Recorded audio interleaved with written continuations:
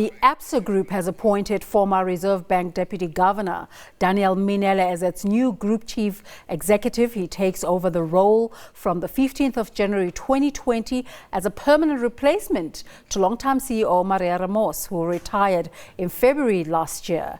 Mminele will be the first black CEO of the bank. And on the line now, we speak to the chair of the Absa Group Board, Wendy Lucas-Bull, about this historic appointment. A very good morning to you, Ms. Bull. Thank you so much for making the time this morning. Standard Bank got Lungisa Fuzile from Treasury, and this is a coup for Absa, I suppose.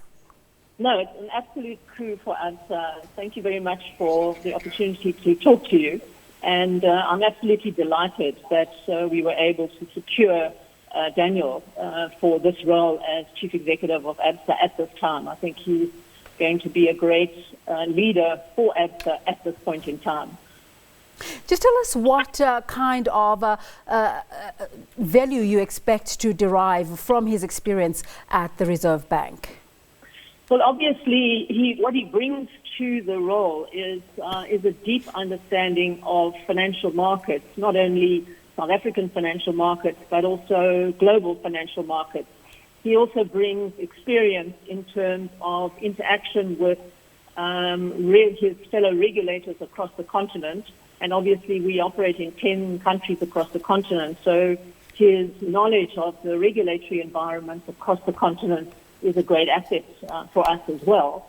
And being a South African and being steeped in the history and understanding of what the challenges are in South Africa at the moment, he will bring the right kind of leadership perspective in terms of navigating the stakeholder environment which the bank faces, not only in South Africa, but across the continent. And of course, South Africa being our major market and being a significant portion of our bottom line, it was absolutely imperative that we had a South African lead the organization at this point in time. For a while, the grapevine was a buzz about this recruitment, and now, as you've announced, the appointment, and we're just a few weeks away from the global meeting in Switzerland, the Davos meeting. Is the timing linked in any way? No, the timing's not linked to Davos at all. The timing was linked to the required cooling off period that he had, which is a standard cooling off period for anybody in a role in the central bank. So it's really timed based on his completion of his contract and then the required cooling off period, nothing more than that. What are the most important deliverables for you as he comes in? Well, obviously we have embarked on a new strategy and one which is an independent financial services organization across the continent.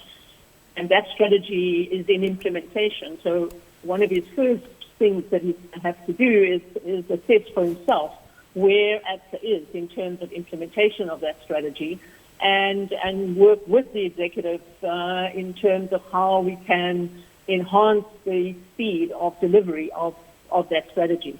But he's obviously very familiar with the strategy, and so I'm seeing him add value to the leadership team and increase the impetus and the speed of implementation of the strategy. There was a sense of disillusion in the market about Absa's place in the banking world and reports of loss of clients. Do you think he will be able to turn around the situation? Yeah, I think, as I said, the strategy reset, which happened once Barclays PLC sold down their majority stake, actually was in itself focused on addressing exactly that problem, which is to regain our rightful share in the market in terms of South Africa. And we've already seen progress on that in the retail bank in terms of increase in market share in the respective loan categories, increase in retention and acquisition of clients. So we've already seen traction in terms of the key data points around the strategy. So I'm seeing him just add impetus to that. But it is already showing the early signs of success in terms of the turnaround of the business. Mr. Ramos is no longer with the bank. What is your plan in terms of a handover? Sorry, what was the question? Ms. Ramos no longer being at the bank, what are your plans in terms of end of a process? Okay, we've had Rene van Wyk, who was a previous independent board member, play the role of chief executive since Maria retired. And Rene will be around, and he will remain an executive, although not chief executive, between the 15th of January and the 31st of January, and he will be there to assist with the handover.